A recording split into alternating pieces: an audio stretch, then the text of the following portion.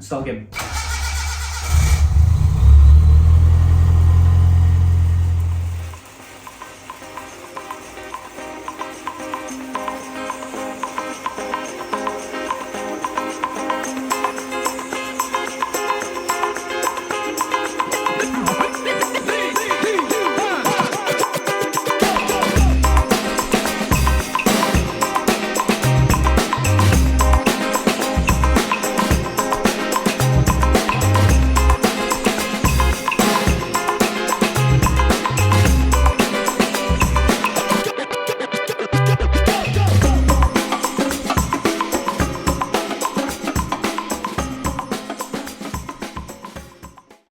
Hey, my name's Bizzle. Welcome back to Tea and Bizz-Kits, where we talk about kit cars and car culture.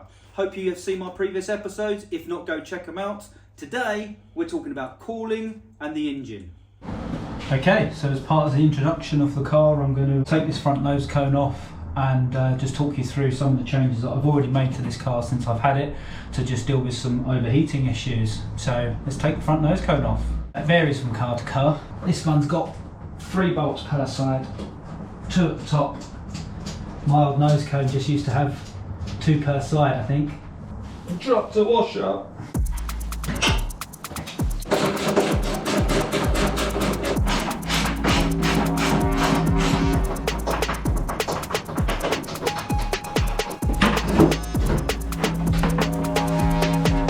Ta-da! Okay, so let me just give you a quick run around with what we've got at the moment. This is a long more advanced than what it was beforehand. The intercooler was just dangling at the front, in front of the radiator, with a big air gap in between. The oil rad, which is now here, was just tucked right at the back down here, and it was awful. Again, a huge air gap, no airflow, and it was awful. And then there is another radiator for the Roadtrex, which is just down there. So that's a cooler for the Roadtrex supercharger, and that was stuffed up here somewhere. It was all the way back here or somewhere, and it was just terrible sitting here somewhere, and it was just miles away. I'll stick some pictures up, and it was just terrible. Anyway, when I did a track day, it was overheating. Yeah, oil was the major issue, hitting 120s. Now I do use decent oil. Fuchs Titan Race Pro R 15W50. It's discontinued now, so it's called Pro S. Then you've got the Miller's Oil 75W90, which I use in the diff. And then you've got the Motul 660 for the brake fluid. There's 2 principles really with the way that you organise radiators. You do it on a course of criticality. So, you know, things like the oil one is normally at the front, because oil is generally more important than water. You really want to keep the oil nice and cool, and if you generally get cold oil, then generally you're going to get cold water. And then intercooler at the front as well. So what we've got is a standard MR2 turbo intercooler here. This is just a stock turbo one, you know, inlet and outlet here, and runs off over that way. And then we've got the oil rad, which feeds out the side here, goes down into here. So I've got a Motul takeoff, non-thermostatic, so I don't like the thermostatic on the Motels because they just restrict flow, and then the feedback is just on the return on that. The water rad is this big aluminium one at the back here, so you know there's a water rail running back. The other one's quite low down, you can just about see it there. The Roadtrex one is tube there, and it kind of runs along here and kind of does its biz. The 2 schools of thought really is criticality, which I've followed here, but also you want to generally do it in temperature order if you can. So one school of thought is the criticality with the oil. The other one is in temperature order. So you want the cold air obviously coming in the front and can't escape anywhere else. And then the first radiator you've got is the intercooler, which is running, you know, no more or target 20 odd degrees. You've then got the radiator behind it, which is running 85-ish. So cold air goes through, you get as much as you can from that. Differential isn't as much as it goes through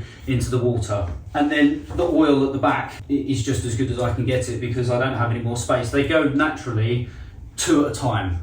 So you've got the intercooler radiator, and then Roadtrex at the back, so it's water Roadtrex. And on this side you've got the oil rad, which is 120, criticality goes through.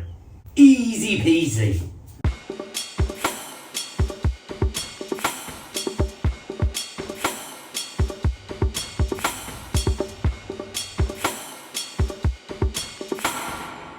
Now, another thing to note here, a big change which I made, which I'm surprised I don't see on a lot of caterooms, I don't know how they don't overheat, is this whopping great cowling around here. So I've tried to make it as generally airtight as possible, you know, trying to butt this up as tightly as possible, especially around the oil rad. Okay, so what you get with radiators is when you stack them up, you get obviously air resistance that hits it. Now, air is always going to take the path of least resistance. So if you've got a radiator which is sitting in the middle of nowhere, the air is going to come through the front, it's going to hit that radiator, and some amount of that is just going to baffle around the outside. It's just not going to want to go through the radiator, even if it's brand new and all the fins and everything are looking good. It's just not going to want to do that. Some of it will go through and it'll work, but a lot of it will just flow around. And that's something I've seen on a lot of the caterooms and a lot of cars. I'm really surprised that they manage to keep their oil temps down, because they don't seem to need this. So I don't know if that's something, particularly with the Raw Striker nose cone, maybe aerodynamically it suffers from it, I don't know. But nevertheless, I found that both my strikers have needed some decent cowling around them. So what happens is the air hits here, it builds up a frontal pressure, which means that the air is more likely to go through here. It simply can't go anywhere else. So what it builds up is an area of positive pressure in front of the radiators, which allows it to force through. So you're going to get far more efficiency and far more air through the radiators as they push back. So I have a triple stacked radiator here, intercooler, water and Rotrex at the back, but I've tried to keep them only 2 deep where I can. So the oil rad goes only through the oil rad, then through the water, intercooler, radiator and out.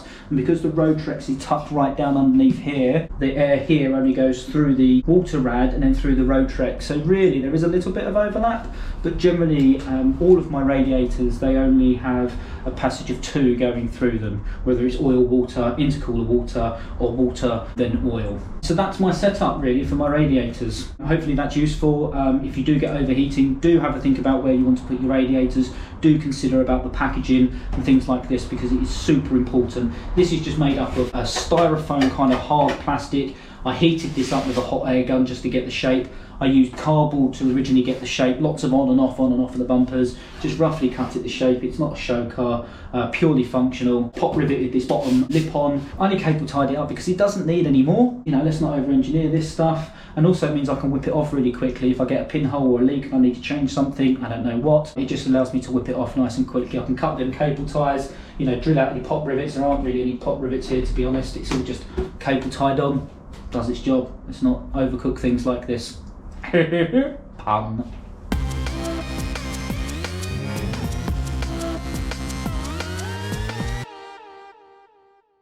So I'm going to do another quick bit of walking around with the engine, because the 4A-GE itself is a bit of a dying breed of an engine. They're quite old now. I think they were made around about the 1995. The silver tops and the black tops, as I said before, this is a silver top. Previous one I had was a black top. There are some small differences. I think mainly pistons, they're a little bit different. It's got variable valve timing, and that is different between the black top and the silver top. They don't cross over. I think there's something different with the throttle bodies, but to be honest, I haven't spotted it. But other than that, yeah, they're pretty much the same. So I'm just going to do a quick little walkthrough. Obviously the Rotrex, this is all aftermarket, no power steering, no ABS pumps, no nothing like that. We still retain, I think that's the water pump down here. Obviously we've got driven off the crank down there with the timing wheel on for my engine management. So a couple of points that would be interesting. Let's see if I can grab a torch quickly. I've got an Accusump, which is a really clever bit of kit, which is this metal thing here, this blue canister. You pressurise the one side of the piston, which slides up and down inside. The spring is preset. You can apply some additional pressure on the other side of the piston. Now what happens is, as the oil pressure builds up within the engine, it fills this canister, it pushes the piston back in this direction. As the piston goes back this way, it will then get to a predefined limit. Now what happens is, as the car goes around the corner, you start to get kind of maybe oil starvation and a lack of oil. The pressure drops. So this is on the outlet of the oil pump down here. So it's got a spring inside, so that drives the oil out of the canister down and back into the engine. And it's a really simple mechanical system. These are about 450 quid in the UK with a mechanical valve, and they just work really good. You overfill the oil slightly to obviously appreciate for this, but it is super. And I've had this on both my cars and I don't see any oil starvation. So this is something which I highly recommend for people who are doing track days, certainly with stuff like the 4A-GEs. I know you see them on a lot of the Becks, so bike engine cars that maybe also have baffled sumps and things. This is another way of preventing oil starvation. This is a Raw Striker standard exhaust manifold. I've just put a bit of covering over it to just try and keep some of the temps away from the oil, so it just keeps some of that down. It's all vented out the side here. We've got 2 vents for this, and obviously the exhaust is off down there somewhere. So I had to jig slightly the water route out to the back of the thermostatic valve. You've got the header tank, which is here, which is just feeding into the highest point. Didn't used to do that. Used to go down low. Don't know why, because then you'll get bubbles at the top. So I rerouted that so it gets to the highest point of the water, and I just simplified the tube that just come down, because again it had a wide tube down underneath here, and there's no need for that. Just simple. It had all sorts of funniness going on with the oil feed-in and one-way valves. Got rid of all of that, tried to keep it as nice and smooth and straight as possible to try and keep the oil flow as good as possible. This is running aftermarket ignition system and engine management, so we've got an Omex 600 here, as I said before. Here is my coil pack, and obviously my coil leads going in. Don't have coil and pack, standard throttle bodies. Obviously I have a dump valve on here at the moment, might go for a recirc, seems quite convenient to do at some point, but essentially this is all standard. This also has this kind of throttle control, so the butterfly shut completely on this system, and you see this little cream coloured valve down here, and that's basically got a bypass, which is this here and this here. So the butterflies are inside here, so when they shut completely, this little valve down here lets a certain amount of air to pass from one side of the butterflies through that valve up into the other.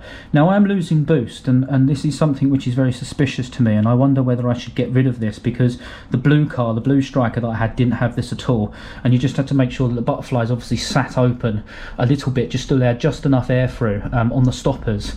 So I just wonder whether that's an alternative way, and if I don't have all of this, whether I'm losing boost. I mean, ultimately it's got nowhere to go. Once the throttle is wide open, all of this will be pressurized, but it just seems like opportunity for things to go wrong. So for me, I kind of want to get rid of it. You can see here some blank offs. So this is a blank off here for the internal water rads that would normally be here. There's another one just down here as well, because normally you'd have an in-car heater. Obviously I don't have that, so that's gone. And that's it really. Trying to think about if there's anything else particularly to mention. I don't think so.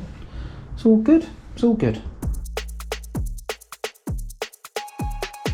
Thank you very much. That's it for this episode. I hope the cooling is useful to you, and the cowling, and talking about the ordering. Regarding the engine, I really need some help with that. Please comment what you think about that idle control. Should I take it off, or should I put it on? In the next episode, we're going to be travelling up north to see my mate Russ, and we're going to be starting the car. This has been Tea and Biscuits. I've been Bizzle, and keep an eye out for the next episode.